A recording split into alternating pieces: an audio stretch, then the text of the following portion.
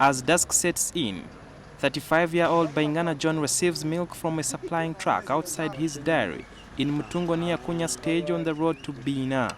He fills his 800-liter cooler that can take him through another day. The milk is always supplied at night, and it is got from Sembabule district near Masaka district. He buys each liter at 960 shillings, although the prices keep fluctuating depending on the amount of pasture available for the cows. That is also determined by the amount of rain received in respective places. John hails from Remiaga and has been in Kampala vending milk for 7 years. He dropped out of school in Senior 6 due to lack of school fees, which forced him to do all he can to survive. He sold his assets to buy this milk cooler that cost him 12 million shillings.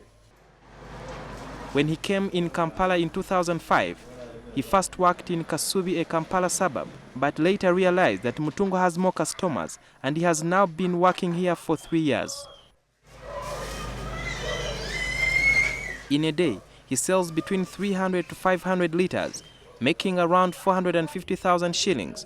That has profit of 30,000 shillings every day. These days it's not as usual, but we are just trying normally.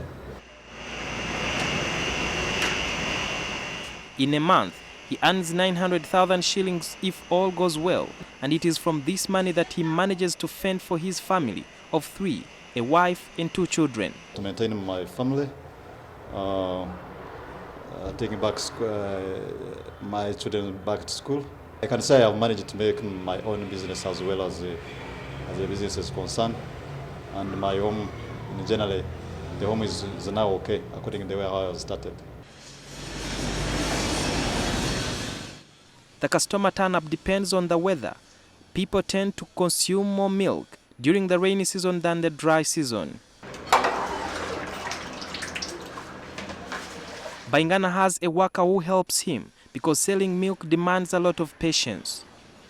If you move away for 10 minutes, you can easily lose more than 2 customers.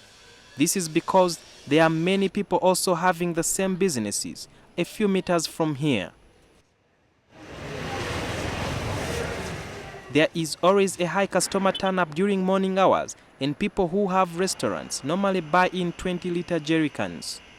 The father of 2 spends 300,000 on rent and 150,000 shillings on power bills, despite the load shedding that affects his business. At times it goes, and at times it finds when the milk is already spoiled. His biggest loss was when he bought 500 liters and it all went bad due to load shedding. The policy of his suppliers is once you order, it does not matter if you have power or not. Baingana sleeps in the same house in order to minimize his expenses and as a source of security to his machine. With the milk business, cleanliness is a must. Therefore, before loading more milk in the tank, it has to be as clean as a Dutch oven.